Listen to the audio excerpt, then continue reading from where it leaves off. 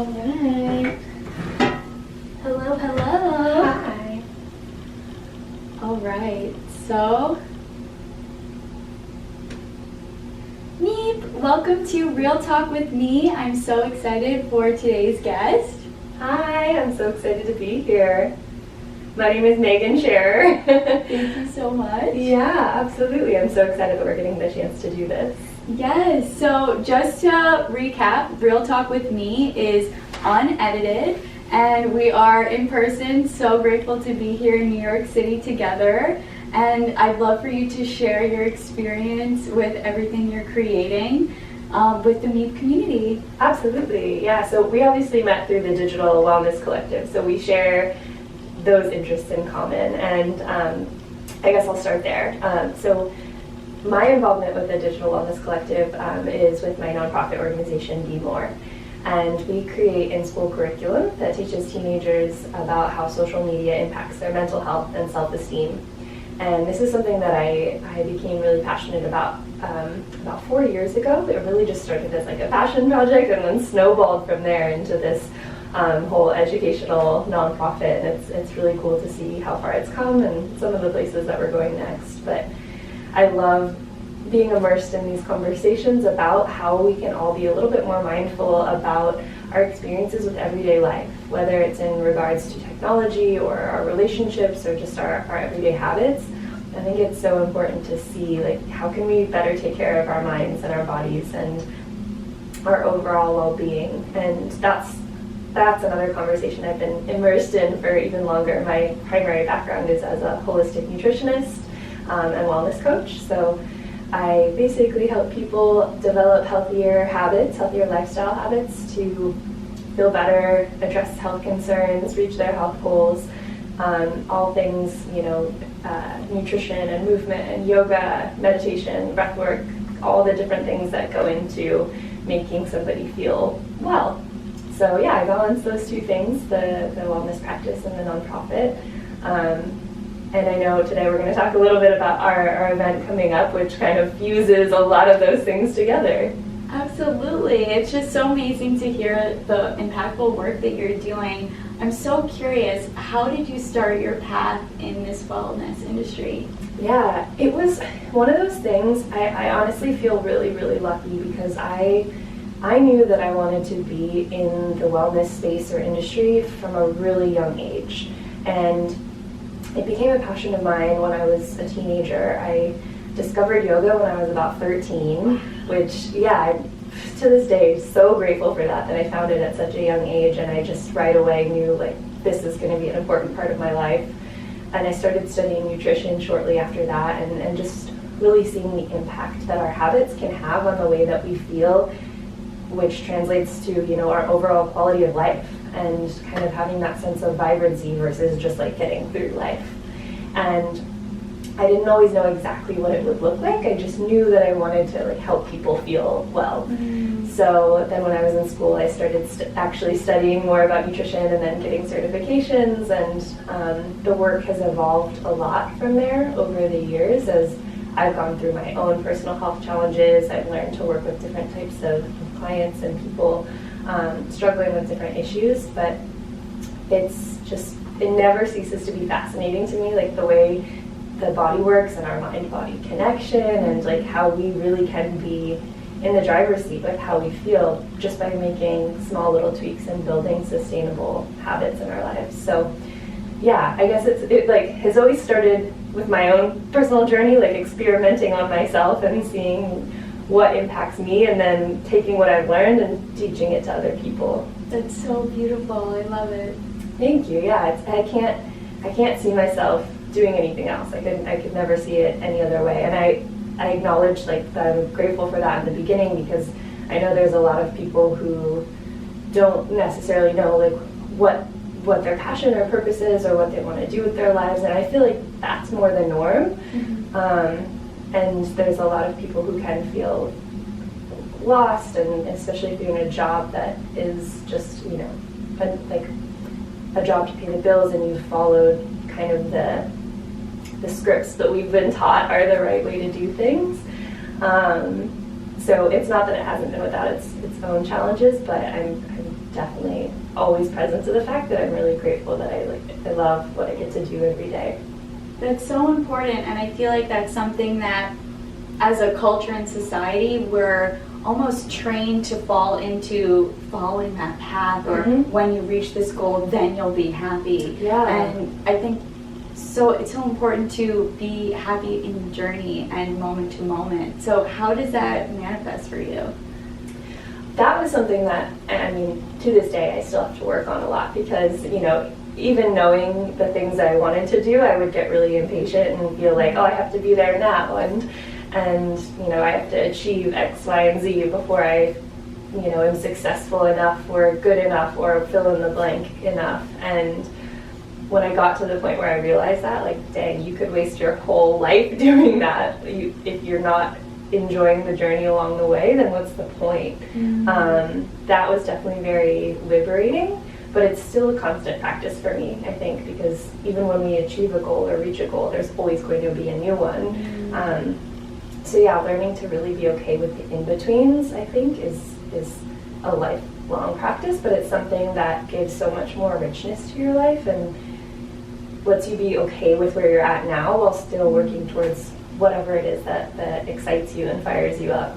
Absolutely, and you definitely hit on the core values of Meep, and the Meep mission really is to empower that conversation, to live in the moment, be aware of your surroundings, how you're feeling, understanding emotions, and experiencing your senses. So just starting the conversation and hearing that from you and from everyone, that we all go through these same struggles and that we're not alone, even though it might feel that way sometimes. Yeah, absolutely. I think the more that we like share about our own personal experiences, the more people have these like aha moments where they're like, oh my god, I thought I was the only one, and we're not. Like, it's our feelings are not unique in that, like, we all go through a lot of the same things. So talking about it is such an important way to help yourself and help each other through, you know, the challenging parts of life. Absolutely, and that's something that inspires me so much about technology and the digital wellness conversation, because if we use technology to empower this common journey that we're going through instead of comparing and tearing each other down, I think that's so powerful and something that really inspires me. Yeah, I agree. And I say that a lot too, because sometimes in the conversation about digital wellness, people think that the solution is like, oh, get everybody offline and totally unplugged from tech all the time. And I don't necessarily think that is the solution, because for one, I don't think it's going anywhere, so we would just be fighting upstream. I think that, yeah, the solution really is how can we work with it and make the landscape of the media that we're interacting with and consuming more empowering, and having it be a place where you feel uplifted and not, you know, dependent on or addicted to or constantly in a state of comparison on. I think that there is such opportunity for it to be used for good, and the more people like you that are doing that, the better. Absolutely, and I really appreciate what you touched upon here, in that unplugging is great, and with National Day of Unplugging coming up March 6th and 7th, it's a great reminder and an awareness campaign to really, let's unplug from technology and plug into ourselves. However, that's not the long-term solution. So how can we set ourselves up for long-term success, in your opinion? Specifically in the conversation about social media or tech in general? Tech in general, and maybe touch upon a little bit what you're creating with Be More. Yeah, so tech in general, I think it comes back to mindfulness at the end of the day. That's always going to be like the central tenet when it comes to your relationship with tech, is, are you interacting with it mindfully?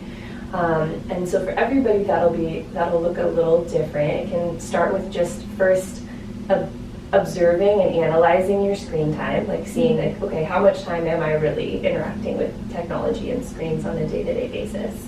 And then from there, reflecting on and how does that make me feel? Do I feel anxious? Do I feel drained? Do I feel lethargic? And if I made a small shift, like maybe if I cut back 30 minutes a day, do I see a difference in how I feel? So you start to kind of experiment on yourself and find where that line is for you between positive, empowering, uplifting relationship with tech, and then one that might be draining or impacting your mental health.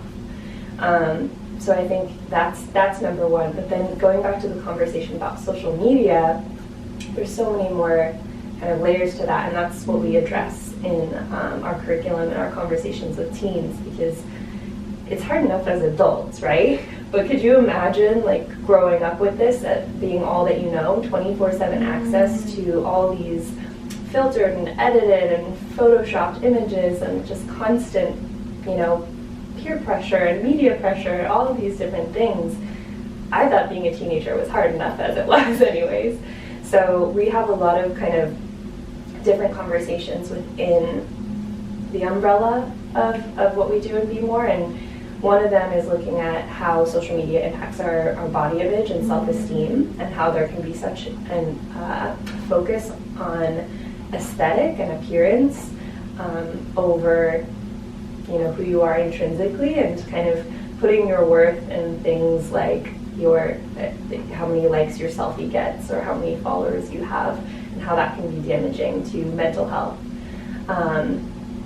So, again, with mindfulness, one thing that we do with teens is having them start with kind of like a social media audit, and going through all the accounts that they follow and asking themselves, like, all right, do I feel empowered and uplifted and motivated by this account, whether it's a friend or a celebrity or a brand, or do I find myself kind of bummed out and like I'm not as good as them, or I feel left out, or I'm always in comparison when I see their posts, and kind of getting them to give themselves permission to unfollow all the people who don't uplift them, and really curating their feed in a way that is empowering to their mental health and to their interpersonal relationships as well. And so we dive into a lot also about kind of having them define their core values and operating from those values when they're posting or interacting, and then bringing those values offline into their relationships with friends too. So it's definitely a nuanced issue, and we try to hit all the different areas that social media can impact mental health for kids, but it's an evolving conversation for sure. So we're working on keeping up with that. Absolutely, and I think it's so important to have that audit and really check in with ourselves and have that level of awareness. Is this uplifting or is this detrimental? Yeah, and that can be hard to admit to yourself sometimes too. I think that can be a confronting conversation to have at any age, and I'd imagine as a teenager especially, because maybe that's an account that like is really cool and everybody follows, and you don't want to feel left out because you're not seeing their content anymore, but you realize like every time you see it, you find yourself, wanting to go on a diet, or wanting to go spend money on the latest outfit that person is wearing, or feeling sad that you're not traveling to some exotic location. And if that's the case, like, your mental health matters more than seeing whatever that person posted and being able to talk with your friends about it. Absolutely, and I think one of the important things about doing that is taking the responsibility that we control our feed. Mm-hmm. We are giving permission to everybody that we follow to fill our feed and essentially our thoughts. Yeah. And I've challenged myself to do these social media audits and go through and unfollow accounts, and I feel really great when I'm doing it and kind of decluttering almost. Yeah. However, some of the roadblocks that I ran into are, some people are like, Jamie, you unfollowed me? Yeah. And I'm like, it's really not personal. I was just going through, and I never want to hurt somebody's feelings or something in that way. So for those more sensitive relationships, I've done the muting and things like that.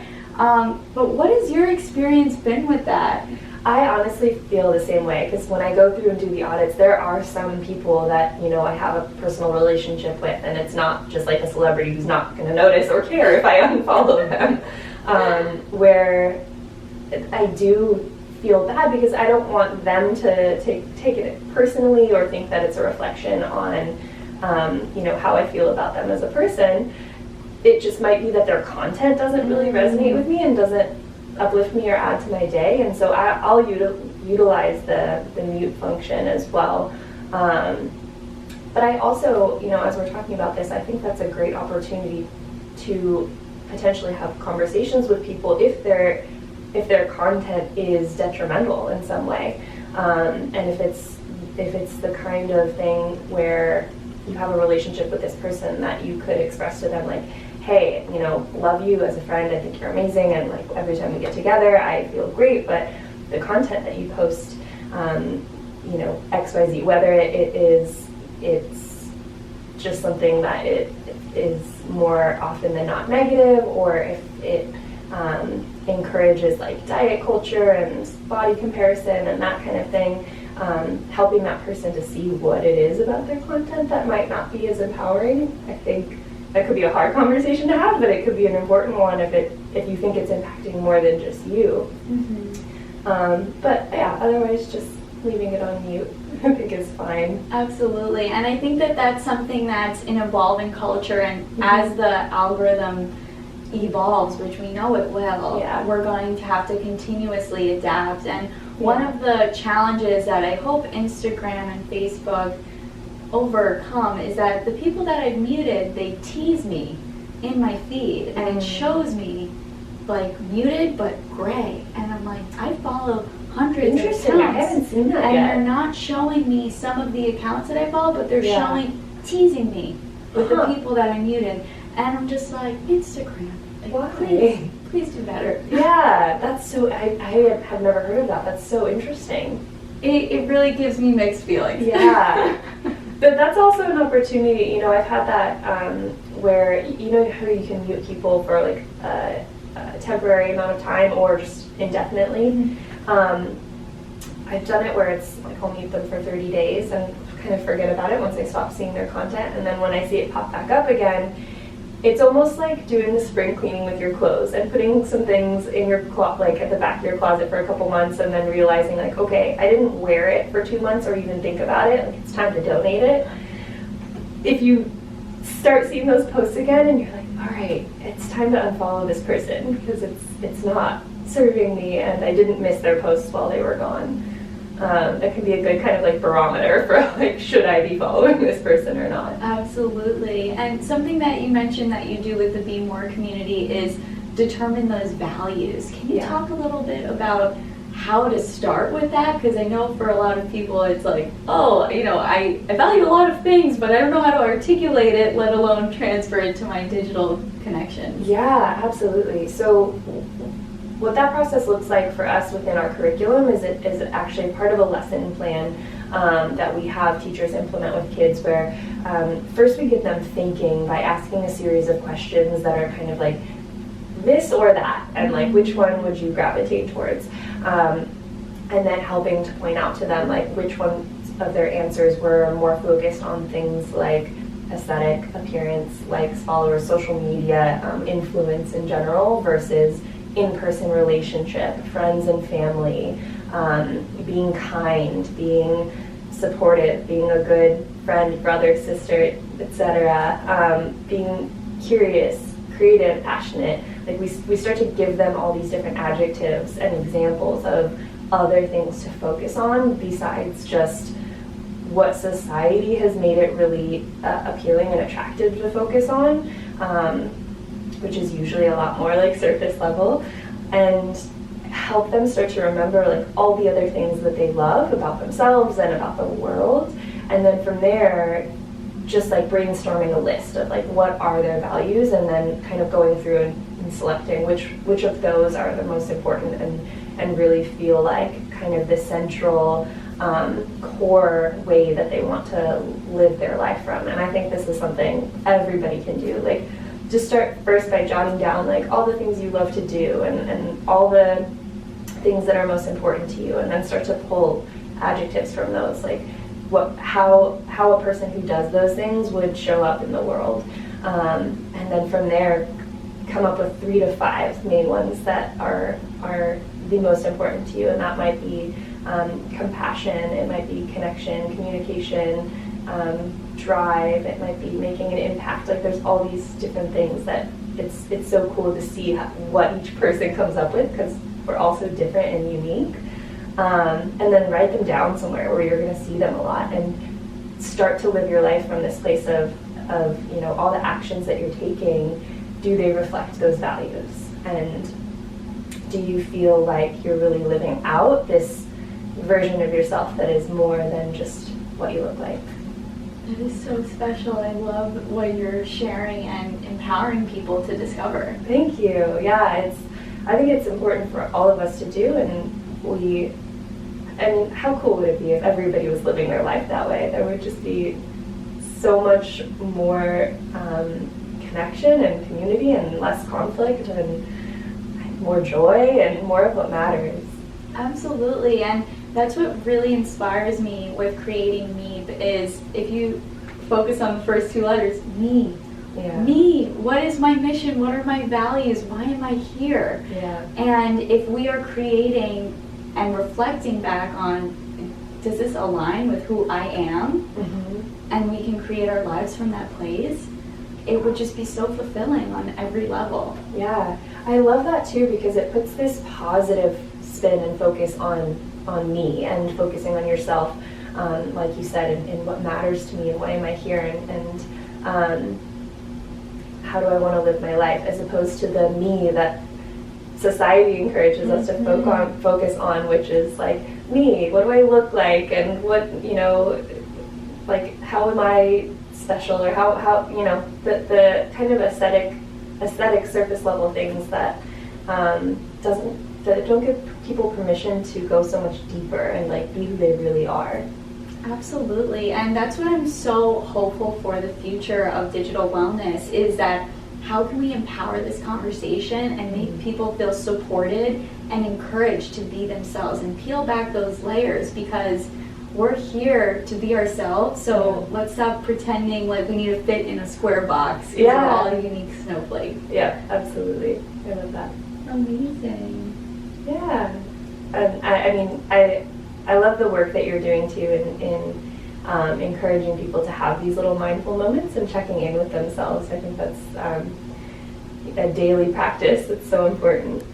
Absolutely, and that's the whole thing. It's a practice. So being really forgiving with ourselves in that, like the same way you go to the gym and, being aware of your body, you feel different every day. Mm-hmm. So having permission to let go of the story and the expectations and just show up for ourselves in whatever that means. Yeah, oh, I love that. That's, I think, something everybody can stand to remember, because we can be hard on ourselves sometimes, and give yourself permission to like let each day look like however it looks, and let yourself show up however you showed up that day, and let that be okay.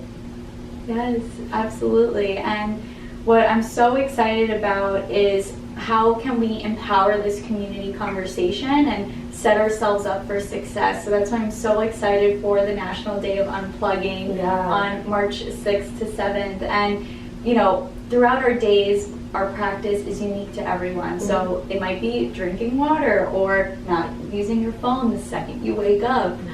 So little things for everyone, but I'm just so excited to be holding space to have movement and sound and really connect with our senses. I'd love to learn about your experience with yoga and how you create me time in that space with yourself. Yeah, yoga has been like such an anchor in my life over the years. It's been the thing that like I can return back to and kind of like we were just saying, show up however I am that day, and it's okay.